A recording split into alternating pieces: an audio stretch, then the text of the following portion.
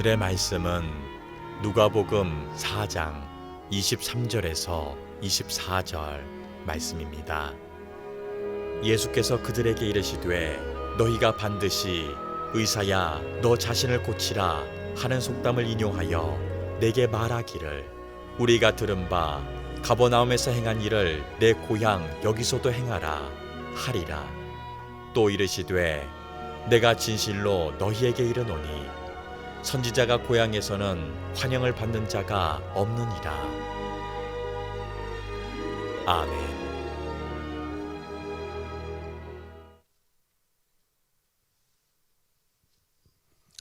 3월 첫 번째 주일 예배 오신 여러분을 환영합니다.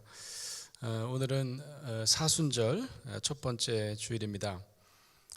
오늘 사순절 주일 교회력의 복음서 말씀은 예수님께서 광야에서 마귀에게 시험 받으시는 그런 장면을 묵상하도록 되어 있습니다. 여러분 가끔 광야에서 예수님과 마귀가 대결하는 장면을 한번 상상해 보신 적이 있으십니까? 어린 시절에는 이렇게 상상했던 것 같아요. 그런 그림도 많이 있었던 것 같고, 예수님이 이렇게 뿔 달린, 그리고 이제 날개가 좀 이렇게 검은 박쥐 날개 비슷한 그런 좀 흉측한 모습을 한 마귀와 예수님이 이렇게 싸우시는 그런 장면을 상상했었죠. 그런데 대부분 이제 우리가 어른이 되고 나면 이 마귀의 존재를 상상하기가 좀 힘이 듭니다.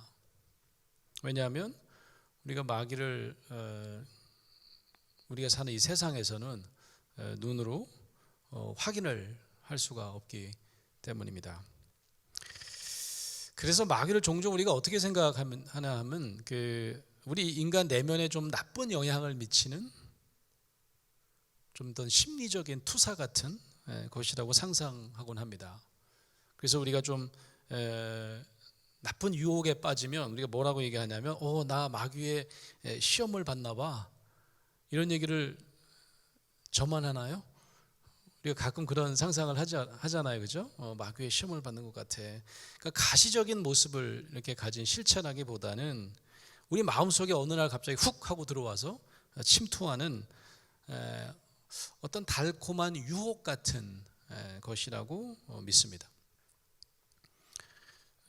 저는 오늘 누가복음 4장 1절부터 복음서를 읽으면서 이 마귀가 한 인간의 어떤 그 내면에 들어와 있는 심리적인 실체에 불과하다면 어떻게 예수님을 자그마치 40일 동안이나 시험할 만큼 위협적일 수 있을지 여러분과 함께 생각해 보려고 합니다.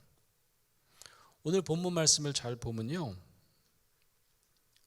4장을 읽어보면 예수님이 광야에서 분명히 어떤 내적인 갈등, 내면의 갈등과 싸우고 있었다고 우리가 상상해 볼 수 있을 것 같습니다. 왜냐하면 누가복음 4장 2절에 보니까 예수님께서 요단강에서 세례를 받으십니다. 그리고 성령에 이끌려서 공생애를 시작하시는 이제 하나님의 아들로서 사역을 시작하는 이 첫 번째 순간에 광야까지 왔어요. 성령이 광야로 이끌었습니다. 그리고 40일 동안이나 시험을 당하셨다, 이렇게 기록되어 있습니다. 그 40일 동안 단식을 하셔갖고 아무것도 드시지를 못하셔가지고, 그러니까 하루가 지나고 이틀이 지나고 사흘, 일주일만 되면 거의 혼미한 상태가 될 것 같은데 이제 40일 금식하셔서 시장하셨다, 이렇게 기록하고 있습니다. 마귀는 이 예수님의 이 약한 점을 파고들어서 유혹을 하는 것처럼 보입니다. 예수님이 당연히 배고프셨을 테니까 배불리 먹기를 원하셨을 거고, 고통을 피하고 싶으셨을 테니까 내가 쉽게 세상으로부터 사랑과 인정을 받게 해줄게. 그래서 예수님이 원하시는 것을 이렇게 탁 주겠다고 유혹하는 장면을 상상할 수 있습니다. 이 근본적인 우리 인간의 내면적인 욕구, 이 고통을 좀 피하고 싶고 다른 사람에게는 사랑받고 인정받고 싶은, 그리고 영광을 누리고 싶은 그런 욕망은 너무너무 기본적인 욕망 아니겠습니까? 그런데 그걸 간절히 원할 때쯤에 사탄이 등장해서 유혹하고 있는 장면 정도로 우리가 생각해 볼 수 있다는 것입니다. 그래서 결국 예수님이 만난 그 마귀가 이 40일 동안이나 너무 배고프시고 너무 외로우셔서 그래서 그런 심리적인 투사가 되었던 게 아닐까? 이렇게 아마 후대 현대인들은 상상해 볼 수 있을 것입니다. 그래서 우리도 그런 상상을 하는 거죠. 인간적인 욕망 때문에 우리가 흔들릴 때 우리가 마귀의 유혹을 받나 봐. 마귀의 유혹에 빠지지 말아야 돼. 이런 상상을 하게 된다는 말씀입니다. 하지만 저는 여기서 예수님이 40일 동안 받았던 유혹을 단순히 인간 내면의 투사라고 볼 수는 없을 것 같아요. 왜냐하면 그가 만난 그 마귀의 실제가 너무나 지능적입니다. 심지어는 매우 종교적이에요. 그 점을 한번 여러분께서 주목해 보시기를 바랍니다. 마귀는요, 일단 예수님을 하나님의 아들이라고 가정하면서 접근합니다. 대신 조건이 있습니다. 믿어줄 테니까 네가 하나님의 아들인 것을 증명해봐, 이렇게 주문을 하는 거죠. 네가 하나님의 아들이거든 이 돌도록 빵이 되도록 한번 말해봐, 이렇게 얘기하는 겁니다. 그리고 하나님을 시험하기 위해서 적절한 성경 구절까지 인용합니다. 마귀가 엄청나게 종교적이에요. 그래서 여기에서 뛰어내려도 성경에 기록된 바 하나님이 너를 위하여 자신의 천사에게 명하여 너를 지키게 할 것이니까 라고 하면서 성경 구절까지 인용하는 거죠. 여기서 이 예수님과 대항해서 아주 구체적으로 그리고 굉장히 단계적으로 유혹하는 이 악마는 결코 심리적인 어떤 투사적인 실제가 아니라는 말씀입니다. 물론 뿔 달린 어떤 그런 신화적인 모습은 더더욱 아니겠죠. 그건 뭐냐? 얼굴과 인격을 가진, 그리고 자신만의 종교적인 신념을 치밀하게 펼쳐내는 우리가 실제라고 이해해야 된다는 말씀입니다. 예수님께서 직면한 유혹은 단순히 자신의 어떤 내면의 갈등만을 의미하지 않습니다. 왜냐하면 우리는 얼마든지 세상에서 발견할 수 있는 마귀와 같은 인격체가 등장한다는 말씀입니다. 마귀는 이 장면이 끝나도요, 이 누가복음 4장만 보더라도 이 장면이 끝나도 계속해서 신약 성경 곳곳에서 예수님 그리고 하나님과 거래를 하는 사람들의 모습에서 발견됩니다. 이 누가복음 4장은 굉장히 특별해요. 이 마귀에게 시험받은 직후에 예수님을 그 다음에 굉장히 특별하게 어떤 무리들과 비교하려고 편집합니다.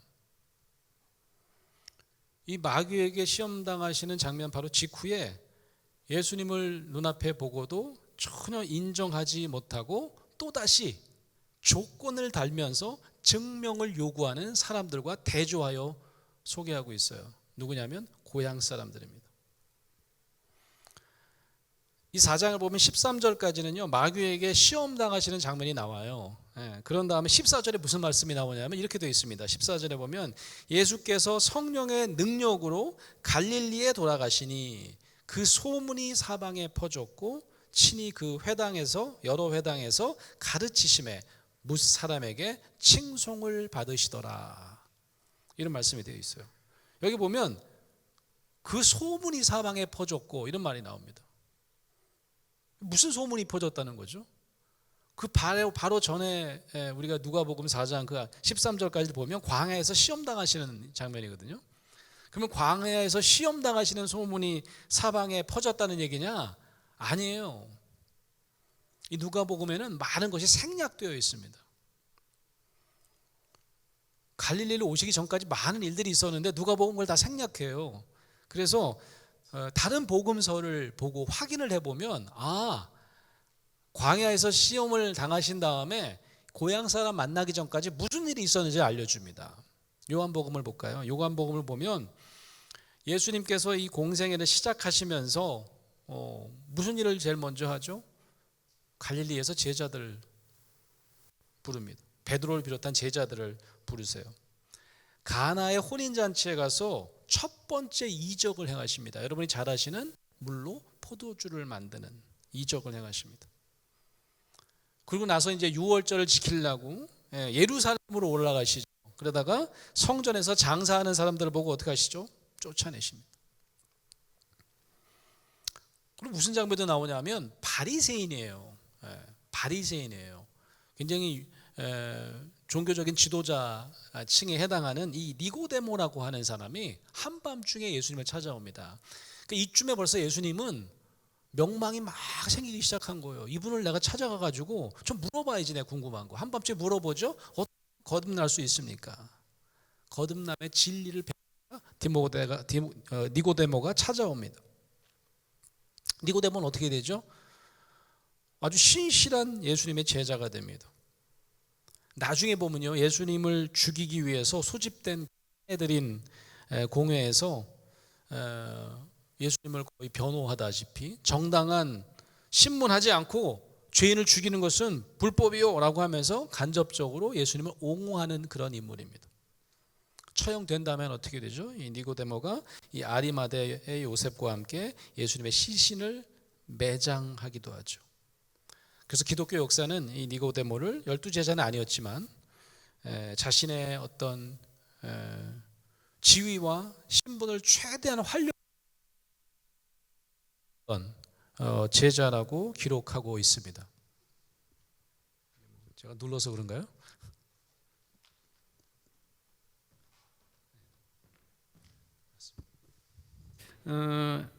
그래서 이 요한복음에서의 예수님의 행적을 추적하면 바로 이제 오늘 마귀에게 시험받고 바로 연결되는 누가복음 14장과 연결되는 지점을 찾을 수가 있어요.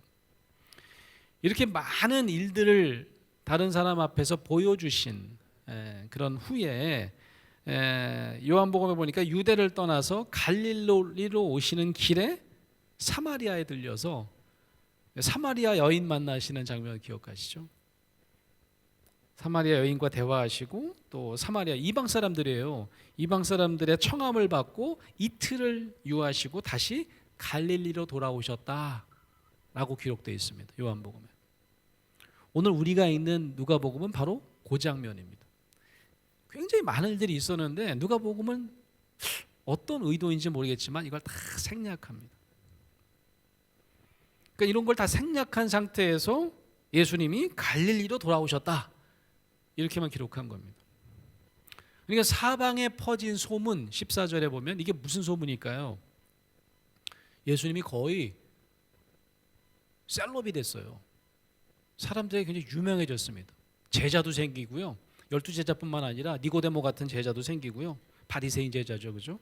그리고 이 사마리아인과 같은 이방 사람들에게 여러 가지 이적도 보여주고 그러면서 굉장히 유명세를 타기 시작했다 이런 말씀입니다. 그런 다음에 예수님께서 자신이 자란 이제 고향에 와서 나사렛이죠. 안식일에 예전에 그 안식일에 회당에 가서 말씀을 많이 들었겠죠. 근데 예수님이 이제는 어떻게 합니까? 설교를 하십니다. 설교를 하세요.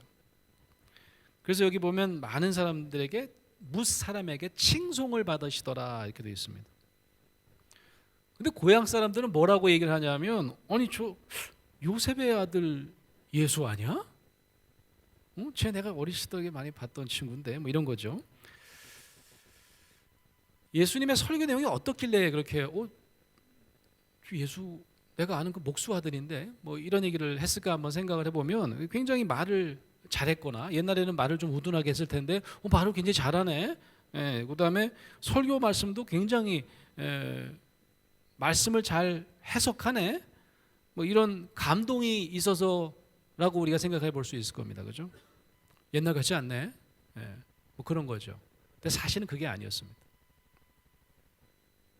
그들을 자극한 거는 따로 있었어요. 말씀을 굉장히 잘하고 옛날에 이렇게 목수의 아들인데 언제 저렇게 말을 잘하게 바뀌었지? 이 정도가 아니라 내용이 자신들을 건드리는 거예요. 설교 내용이 문제인 거예요. 설교 내용이 뭡니까? 설교 핵심은 이런 거예요. 유대인들이 기다리는 메시아가 바로 예수님 자기 자신이라는 거예요. 그런 말씀을 증거하는 겁니다. 그 말을 잘해서 와 제가 많이 늘었다가 아니고 내용이 너무너무 황당하게 들리는 거죠. 메시아가 바로 나입니다. 이렇게 얘기합니다.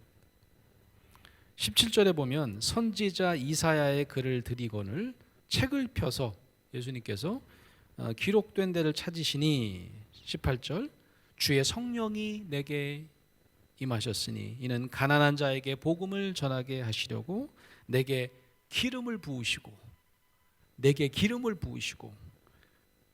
나를 보내사 포로된 자에게 자유를 눈먼 자에게 다시 보게 함을 전파하며 눌린 자를 자유롭게 하고 주의 은혜를 전파하게 하려 하심이라 하였더라.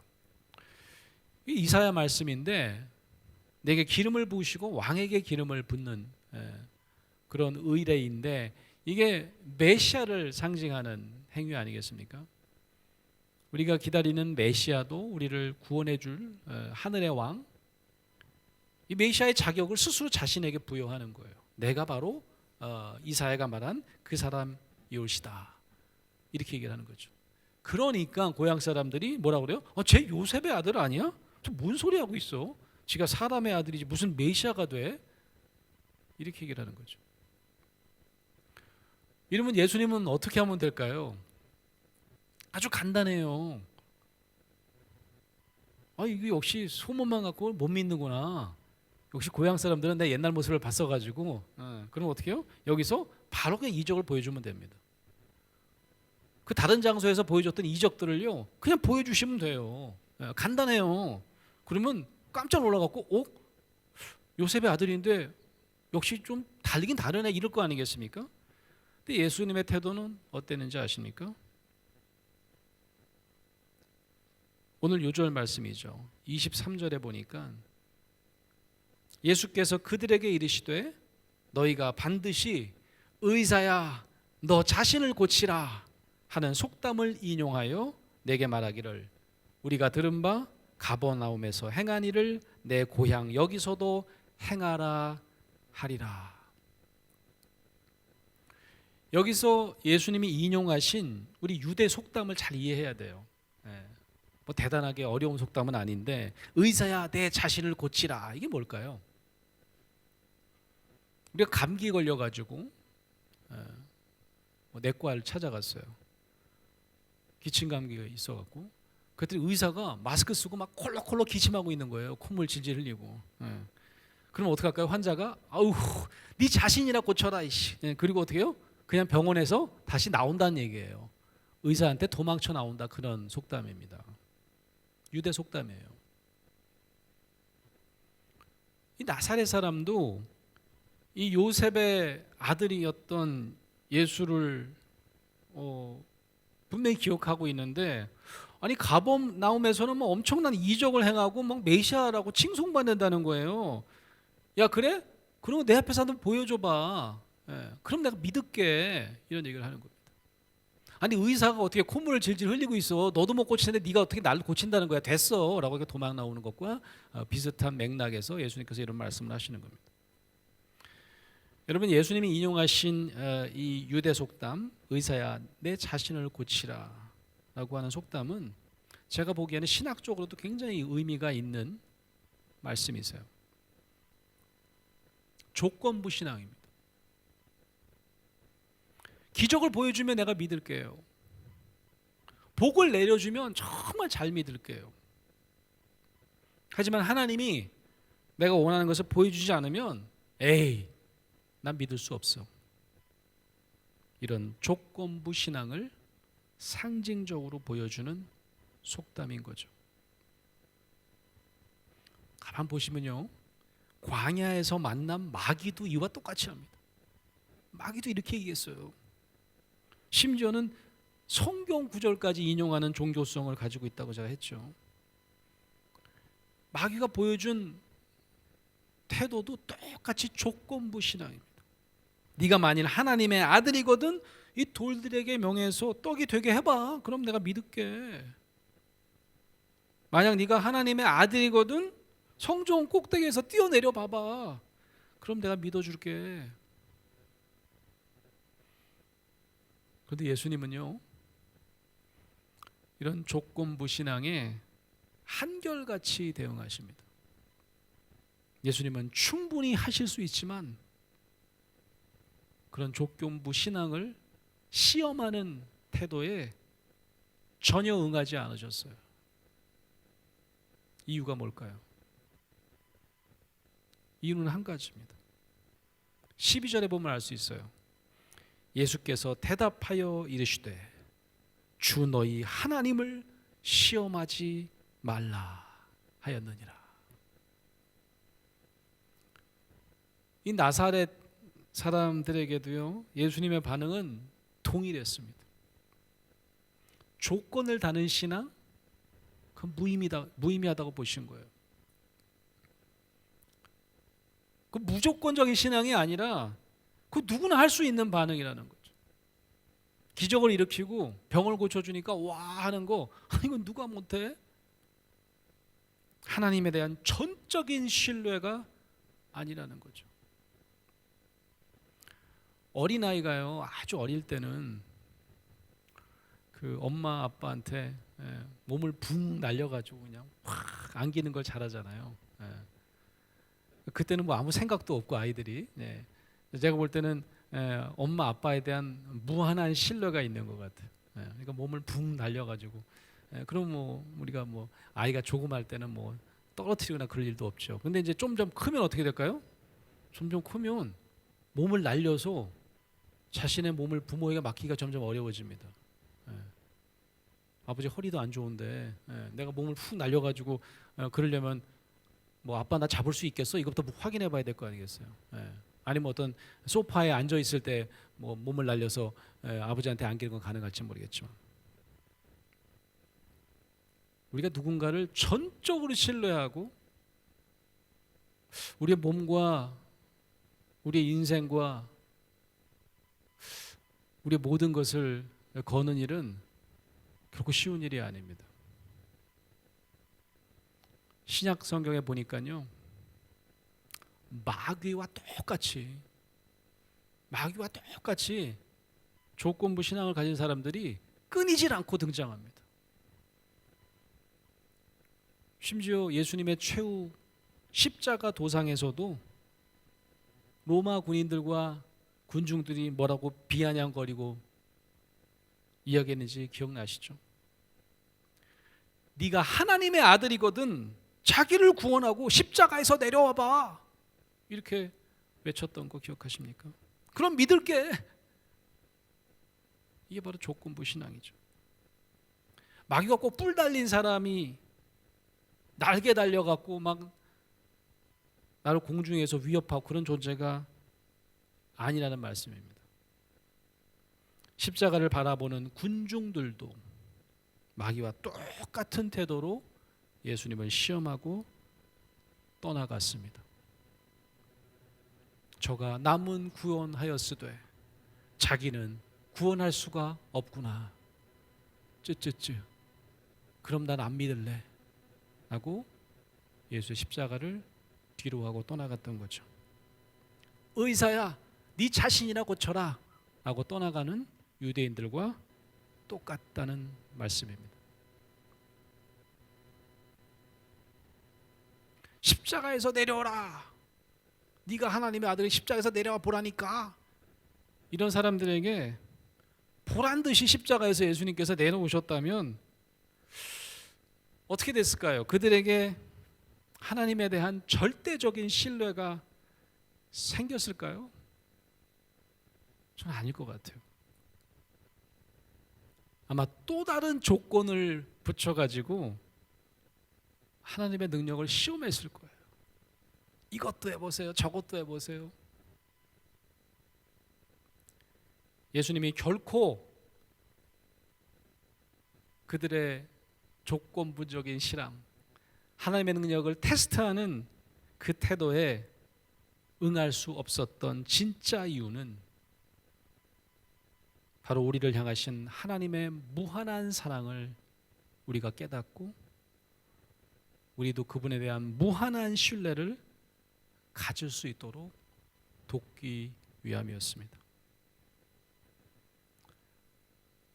이 누가복음에 보면 이런 말씀이 나와요. 예수님이 선지자는 고향에서는 환영을 받는 자가 없느니라 이렇게 말씀을 하세요. 그러니까 우리가 어떻게 이해하냐면 예수님이 역시 고향 땅에서는 인정 못 받네. 신세 한탄하는 말로 정도로 우리가 이해를 하는데 절대 그런 말씀이 아닌 거죠. 그런 말씀이 아니에요.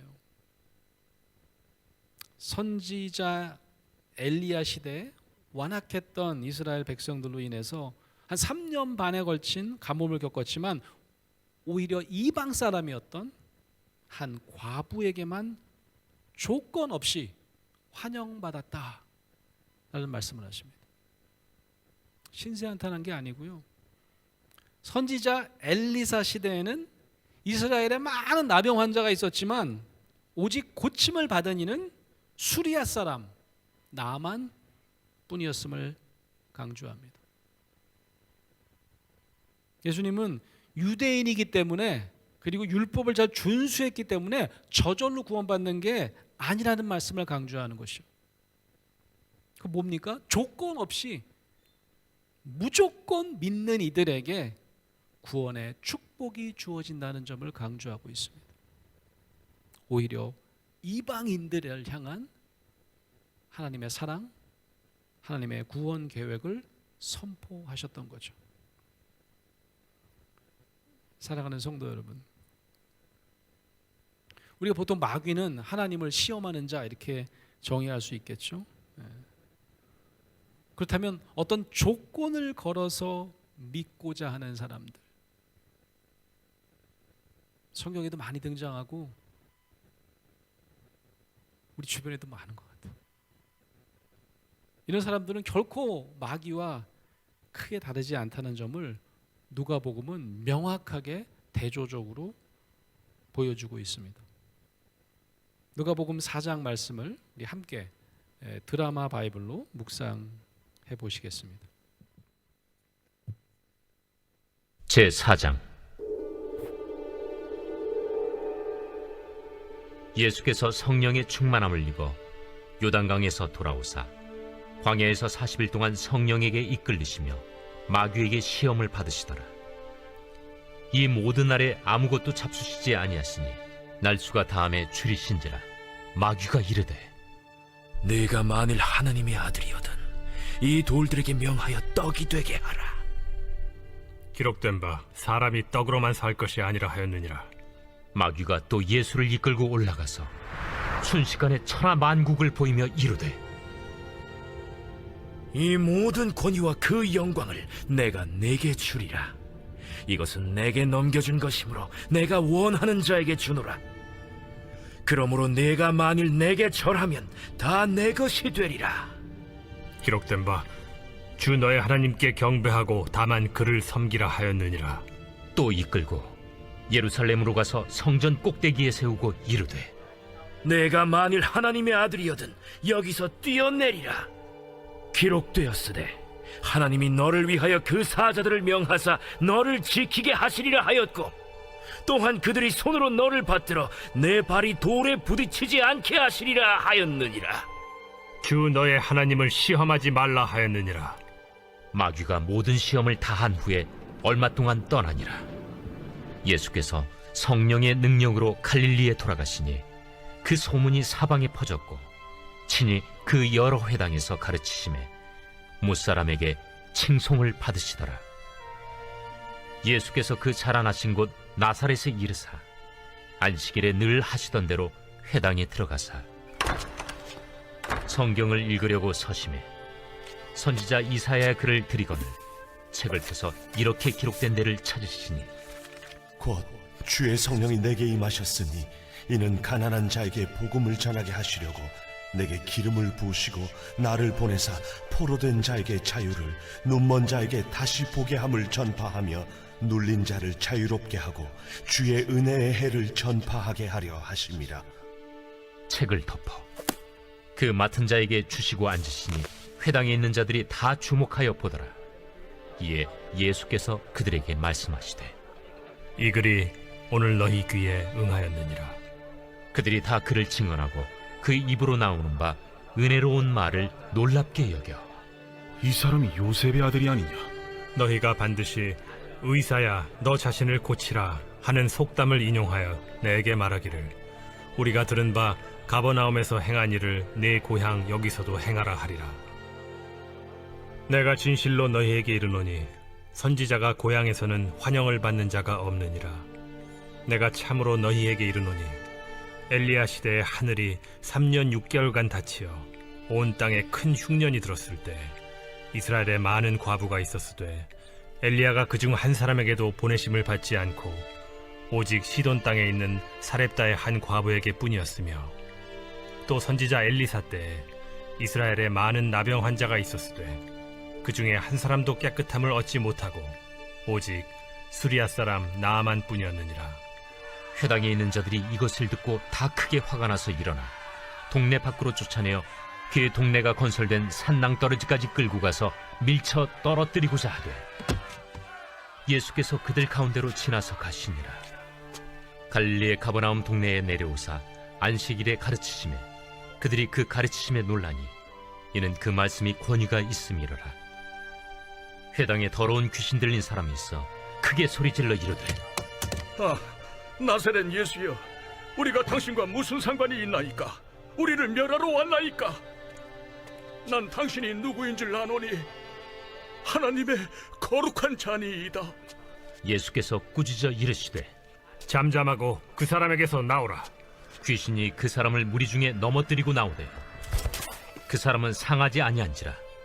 다 놀라 서로 말하여 이르되 이 어떠한 말씀인고 권위와 능력으로 더러운 귀신을 명함에 나가는도다. 이에 예수의 소문이 그 근처 사방에 퍼지니라. 예수께서 일어나 회당에서 나가사 시몬의 집에 들어가시니 시몬의 장모가 중한 열병을 앓고 있는지라. 사람들이 그를 위하여 예수께 구하니 예수께서 가까이 서서 열병을 꾸짖으신데 병이 떠나고 여자가 곧 일어나 그들에게 수종되니라. 해질 무렵에 사람들이 온갖 병자들을 데리고 나아오매 예수께서 일일이 그 위에 손을 얹으사 고치시니 여러 사람에게서 귀신들이 나가며 소리질러 이르되 당신은 하나님의 아들이니이다. 예수께서 꾸짖으사 그들이 말함을 허락하지 아니하시니 이는 자기를 그리스도인 줄 알미로라.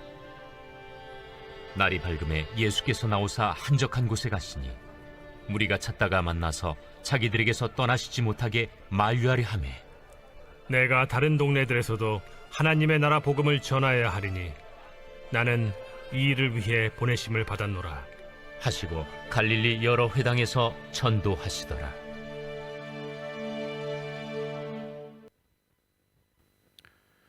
예수님은 그 고향 땅을 떠나서 가버나움 동네에 내려가셔서 또다시 시몬의 장모를 비롯해서 많은 이들을 치유하시고 다시 이적을 행하셨습니다. 근데 예수님은 그걸 늘 강조하죠. 이적을 행하시는 게 내 여기 온 목적이 아니다. 예수님은 얼마든지 이적을 행해서 마귀가 제시한 조건, 고향 사람들이 원하는 조건을 충분히 만족시킬 수 있는 분이셨어요. 하지만 그렇게 하지 않으셨던 거죠. 예수님은 스스로 힘없는, 그래서 마을 사람들이 열받아갖고 막 낭떠러지에 떨어뜨리려고 막 그랬다는 거 아니겠습니까? 근데 성경은 어떻게 살아나는지는 잘 자세하게는 기술하지 않고 예수님이 이렇게 빠져나오셨다 이렇게 쓰고 있어요. 예수님은 마치 무력해 보이는 그런 전능자셨어요. 하실 수 있는데 하지 않으신 거죠. 이유는 딱 하나, 하나님에 대한 무조건적인 신앙, 전적인 신뢰를 가르치기 위함이었다는 말씀입니다.